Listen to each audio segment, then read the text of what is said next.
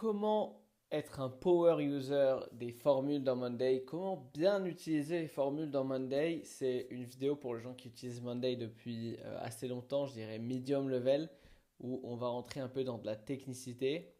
Du coup, il faut connaître les colonnes de base dans Monday et ce qu'est une colonne formule. Et on rentre tout de suite dans le vif du sujet.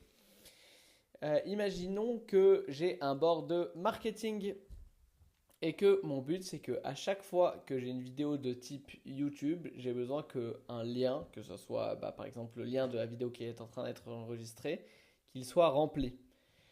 Et à chaque fois, j'aimerais bien avoir une sorte de validation ou d'au moins avoir un marqueur visuel. Malheureusement, Monday ne nous propose pas de bonnes solutions natives pour répondre à ce besoin. Alors moi, ce que j'aime bien faire tout le temps, c'est utiliser la coloration conditionnelle pour ce genre de cas d'usage. Par exemple, je peux dire ici, quand le type est YouTube, eh ben, colore-moi la ligne en rouge. Mais là, c'est pas ce dont j'ai besoin. Ce que j'ai dit, c'est que seulement si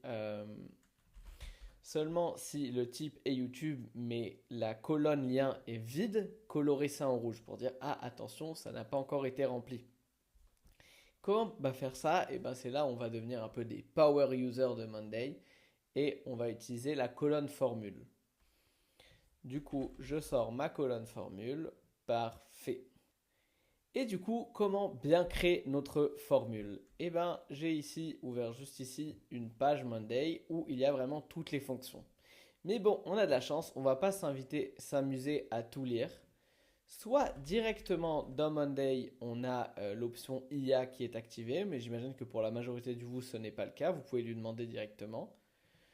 Soit vous allez dans ChatGPT, moi j'aime bien le O3, je lui dis This is some docs, je lui mets ma doc, et là je lui écris mon besoin. When the column, et je lui écris le nom de la colonne. Là je sais que j'en ai perdu un peu d'entre vous, mais vous allez voir que ça va vous être très utile cette manip. When the column type is YouTube and only if the colonne lien is empty, red emoji. Else, green emoji. Alors, on va voir si ça marche. Je fais tourner ça. Il réfléchit. On attend quelques secondes. Voilà, là, il comprend bien. Ça se voit que ça avance bien. Et cette formule-là, on va la placer juste ici. Voilà, ça a l'air d'avoir marché. Formule. Je regarde que ça a bien pris ici les bonnes colonnes. Dès que c'est en violet, ça veut dire que ça a trouvé, ça a matché une vraie colonne. Et définir la formule. Alors on va voir. Définir la formule, ça n'a pas l'air d'avoir marché.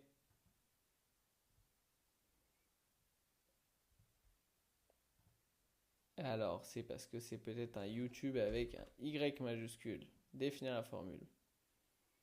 Très bien. Et bien là, on peut voir que dès qu'il y a un lien, c'est vert et dès que c'est vide, c'est rouge. Et juste pour rappel, vous avez vu que là, il a mal écrit YouTube. Plutôt, en fait, c'était moi dans mon prompt qui lui avait mis YouTube avec un Y en minuscule. Mais dans mon type, c'est un Y en majuscule. Et du coup, maintenant, c'est bon, ça marche. Alors, comment appliquer ça concrètement? On revient dans coloration conditionnelle. On dit que formule et là, est rouge. Et voilà. Et après, évidemment, pour nettoyer un peu tout ça, parce que vos utilisateurs, ils ne veulent pas forcément voir cette colonne, moi j'aime bien toutes les colonnes à cacher, les appeler backend quelque chose. Je vais juste appeler backend formule. Et la masquer ici. Hop, on masque ça, on enregistre, et c'est bon, c'est fait, c'est tout propre. Dès que c'est YouTube et que la colonne est vide, et que la colonne lien est vide, et ben c'est rouge, et sinon c'est blanc. Parfait, voici le premier exemple.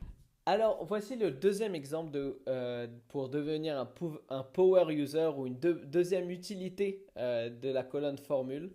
C'est dans nos boards connectés. Du coup, imaginons que j'ai un board, je vais le renommer celui-là, qui s'appelle Projects. Et que je les connecte ensemble. Hop, connecter, sélectionner. Je vais appeler ça projects de cette manière-là. Parfait. Créer une connexion bidirectionnelle. Du coup, là, je vais pouvoir relier mes différents projets. Alors, le deuxième use case, il est un peu moins commun si vous ne faites pas depuis longtemps du Monday ou de l'implémentation, mais je pense qu'une bonne partie d'entre vous, vous allez l'adorer. C'est dès qu'on connecte des boards entre eux, par exemple, je connecte ça au board projects, et qu'on utilise par exemple des colonnes miroirs, et ben nos colonnes miroirs sont très souvent limitées, c'est-à-dire qu'on ne peut pas les utiliser à plein d'endroits différents. Et alors, on va voir, tac, on va connecter ça à ligne 1. Voilà, bah là on a test par exemple. Et ce qui est bien, c'est que la colonne formule marche avec la colonne miroir. Ce qui fait qu'on peut définir la formule et utiliser la formule en tant que colonne dans nos différents dashboards ou dans nos différentes fonctions différentes, là où la colonne miroir ne nous laisse pas avoir ça. Du coup, habituellement, encore une fois, on laisse la colonne miroir, on masque la colonne miroir et on laisse la colonne formule par exemple. Petit tip en plus, je dirais bonus, dès qu'on fait ça, je conseille vivement de limiter, de ne pas autoriser le lien vers plusieurs éléments pour ne pas avoir de problème, parce que si on autorise le lien vers plusieurs éléments, et ben on a plusieurs éléments dans la colonne miroir et ce qu'on retrouve dans la colonne formule, et ben c'est un peu bizarre. Voilà, j'ai commencé avec un exemple assez simple, j'ai fini avec un exemple assez compliqué. J'espère que cette vidéo vous a plu. Si vous êtes arrivé vraiment à ce moment-là de la vidéo, c'est que vous avez déjà, j'imagine, un écosystème assez poussé dans Monday. Si vous avez besoin d'aide pour tout ça, et ben, tous les détails sont en description.